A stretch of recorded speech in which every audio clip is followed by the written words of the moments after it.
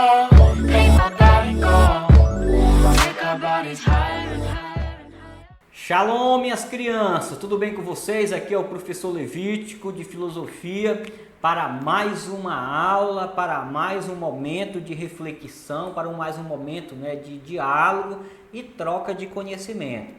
Desejo que o amor do Pai, a comunhão do Espírito Santo de Deus esteja com cada um de vocês, que o Espírito possa vos abençoar, vos iluminar nesta manhã de estudo, que possamos ter um dia de muita alegria, muita felicidade, amor e paz. Meus filhos, dando sequência ao nosso conteúdo de filosofia, hoje nós vamos fazer uma reflexão do capítulo 12, tá? O capítulo 12 que traz aí três pensadores, tá? Kant, Bertin e Stuart Mill. Então nós vamos ver aí ainda a questão das discussões sobre a ética e vamos ver que esses três pensadores discutem, não é, o mesmo conceito, o mesmo tema, mas com pensamentos diferentes, tá? Então nós vamos tratar aqui de duas maneiras de pensar a ética, tá? Vamos pensar a ética do dever e vamos pensar a ética da concepção mais, não é, empirista ou consequencialista, tá? Aqui essa aula de hoje, tá? A ética do utilitarismo, nós vamos tratar hoje nesse capítulo. É muito importante que vocês saiam, não é? A partir da leitura, a partir da nossa reflexão, aprendendo o que é uma máxima, aprendendo o que é o imperativo categórico, aprendendo o que é o imperativo hipotético e aprendendo, não é, o que é uma ética utilitarista, tá? Então, se você aprendeu esse conceito a partir da leitura, a partir, não é, da nossa interação no grupo e a partir do vídeo, você com certeza vai tirar muita coisa de proveito desse capítulo, tá? Então, é lógico que meus filhos, não é, já sabem o que é a ética, já sabem que a ética ela está relacionada, não é, com a criticidade, relacionada, não é, com o conhecimento, com as virtudes, não é? E a moral está muito relacionada com a questão dos costumes, dos valores, tá? De cada religião, de cada cultura, de cada povo, de cada pessoa. A moral ela é relativa, ela é particular e a ética ela é universal. Foi o que nós estudamos, foi o que nós discutimos no conceito de ética e moral da aula passada, tá? Então nós vimos na aula passada que nem tudo que é legal é ético, tá? E nem tudo que é ético é legal. Vimos que nem todo ser moral é ético, mas que todo ser ético é um ser moral, já que não existe pessoas que não seja moral, tudo bem? Então todos nós temos a nossa moral particular, muito bem? Dando sequência, nós vamos tratar sobre, primeiramente, Kant, nesse capítulo de vocês 12, tá? Então, o Kant, ele traz aí a concepção da ética deontológica, tá? Então, é uma ética que visa muito a questão da intenção, tá? Então, o Kant vai tratar de uma ética do dever, então, do sujeito autônomo, do sujeito consciente, do sujeito livre, tá? E independente.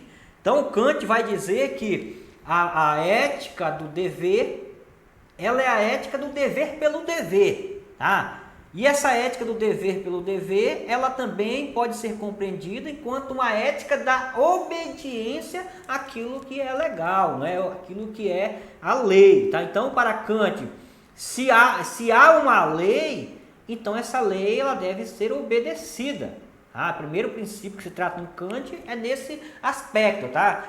E justamente a ética do dever é a ética do que? Cada pessoa ela é um juiz, não é? Ela é um vigia dos seus próprios atos, dos seus próprios comportamentos. Então, é a nossa razão que nos cobra, não é a nossa consciência que nos acusa quando nós estamos faltando com a ética, nós estamos faltando com o dever. Então, nós, quando tratamos da ética de Kant, nós tratamos da ética do ser autônomo, do ser maduro, tá? Do ser que é emancipado, ou seja, nós tratamos da ética da autonomia, aonde você não necessita, não precisa mais de um segundo ou de um terceiro para lhe conduzir no caminho correto e certo, já que esse comportamento é o comportamento da heteronomia, daquele sujeito que só faz o que é correto se tiver alguém vigiando, se tiver alguém cobrando, né? Ou seja, ele faz o que é correto pelo medo, né, da punição, da consequência dos seus erros. Então, Kant, tratando dessa ética dele do dever, ele vai desenvolver dois conceitos primordiais, tá? É o que ele chama de imperativo categórico e o que ele chama de imperativo hipotético. Então, o que é o imperativo categórico?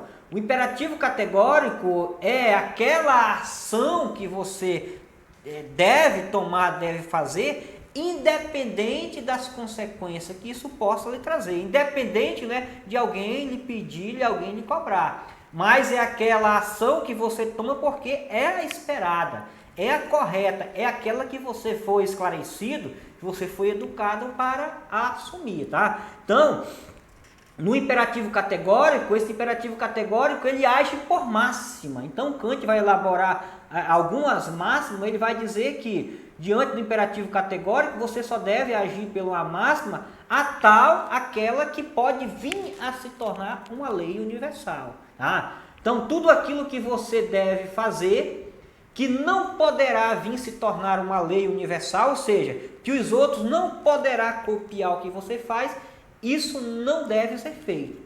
Então, no imperativo categórico, né, na máxima universal de Kant, você só deve fazer, só deve tomar certas decisões, fazer certas escolhas, que você fazendo aquela escolha, você tomando aquela decisão, aquela escolha é tão correta, tão ética, que aos outros saberes ou verem você fazendo aquilo, as pessoas também venham a copiar, venham a imitar a sua atitude. Ou seja, essa sua ação, ela poderá vir a se tornar uma lei universal. Então, o que o Kant fala sobre a questão do imperativo categórico é aquela, não é, que você não utiliza meios para alcançar, não é, um determinado fim. Ou se você utiliza meios, esses meios são tão corretos, né, são tão certos e justos quanto o fim esperado, tá? Então aqui não existe aquela concepção de meios, não é?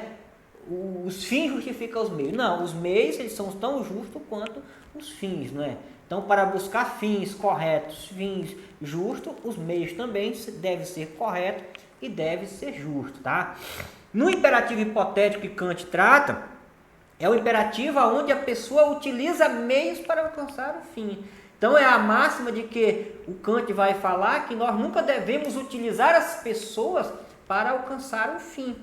Tá? Então imagina, se você só estuda porque você quer tirar uma nota boa, ou se você só estuda porque você tem medo, né, do pai lhe penalizar, do pai lhe pregar, lhe castigar, então o que acontece? Você está utilizando aqui o imperativo hipotético, né? Então você só faz algo por causa do fim ou das consequências, tá? Então na realidade o que o Kant vai dizer é que esses comportamentos, essas atitudes, elas nunca, no imperativo hipotético, elas nunca poderão, não é? Nunca poderá vir se tornar uma lei universal. Por quê, meu filho? Porque você deve estudar não porque você quer tirar uma boa nota. Você deve estudar não porque o seu pai cobra, porque o professor exige. Você deve estudar porque você deve saber que é o melhor que você pode investir em você.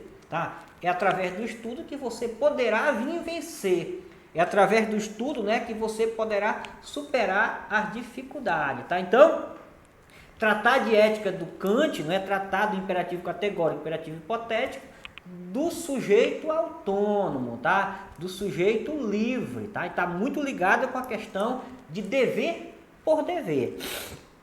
Contudo, nesse material de vocês, nós temos aí dois pensadores que vai dialogar com a concepção da ética de Kant, não é? Então, nós temos aí a ética da maioridade, que é a ética do Kant, e agora nós vamos tratar de Bertin, a ética da maior felicidade. Então, é uma ética utilitarista, tá? Ou a ética consequencialista.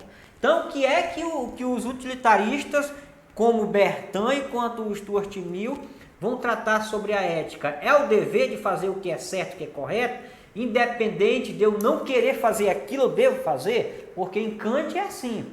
Nem tudo que é correto, nem tudo que é certo, significa que é prazeroso ser feito, tá? Mas para esses filósofos utilitarista, a ética, o que se espera que ser feito é justamente aquilo que deve trazer maior felicidade, maior prazer. Então, é como se eles fizessem uma equação matemática, aonde calculasse a maior felicidade, tá, com a menor dor, tá? Então, fazendo esse cálculo, a sua ação, se ela vai trazer maior felicidade e a ausência de dor ou a menor dor, se ela vai trazer uma grande felicidade para uma maior quantidade de pessoa e uma ausência total de dor, então aí seria o esperado a agir enquanto uma ação ética, tá? Então, é a ética da felicidade pautada no prazer, ok? Então, para Bertin, qualquer prazer equivale, não é? Uma boa satisfação, uma boa sensação, logo traz felicidade. Contudo, nós temos aí o John Stuart Mill. Então, o John Stuart Mill, ele também é um filósofo utilitarista, tá? Da ética utilitarista ou consequencialista. Logo, a sua ética, ela ser a consequencialista, ela visa, não é, a maior satisfação, maior prazer, maior felicidade. Mas o que é, professor, que vai diferenciar o John Stuart Mill do Bertin? É que o John Stuart Mill, ele vai utilizar da fórmula do cálculo matemático, maior felicidade e menor dor na ação, não é? É igual à ética. E ele vai ele vai utilizar essa equação, né? Ele vai utilizar essa fórmula, mas o que vai diferenciar ele de Bertin é o fato de que ele vai confrontar a ideia de Bertin dizendo que nem tudo que é prazeroso significa que deve ser feito ou que deve trazer, não é, boas consequências para a utilidade, para a sociedade, para a maior quantidade de pessoas. Então, o John Stuart Mill, ele vai dividir graus de prazeres, tá? Então, ele vai dizer que existe graus mais elevado e grau menos, não é, elevado. E é lógico que ele vai priorizar, não é, os prazeres elevados. Então, o que seria, não é, um prazer mais elevado, não é, para John Stuart Mill? Seria, por exemplo, vai dizer que há uma diferença entre o prazer de fazer uma boa leitura de um livro e um prazer momentâneo, por exemplo, em comer um sorvete em dia de sol, tá? Então, prazeres elevados são os que ele chama prazeres intelectuais. Então, a ética de John Stuart Mill, ela vai estar muito pautada para os prazeres intelectuais. Os prazeres intelectuais vão, lógico, né, gerar frutos morais, frutos éticos. Os prazeres momentâneos, prazeres imediatos, eles são passageiros. Se eles são passageiros, muitas vezes as consequências e as dores desses prazeres momentâneos são maiores, não é, de que eles. Ou seja, as dores do prazer momentâneo pode ser mais intensa, pode ser mais duradoura do que o tempo do prazer elevado. Então, para John Stuart, o que vai diferenciar esse pensador de Bertin, lá no seu material, quando você for fazer a leitura e também quando for identificar a questão de prova, é justamente em prazeres, não é, mais elevados e prazeres, não é, menos elevados, tá? Mas todos têm o princípio da utilidade em questão, não é, de felicidade em prazer. Tudo bem? Faça a leitura desse material, meus filhos. Estou disponível no grupo para tirar as dúvidas de vocês. E qualquer coisa é só me questionar, tudo bem? Beijo no coração de todos e até a próxima, se Deus quiser.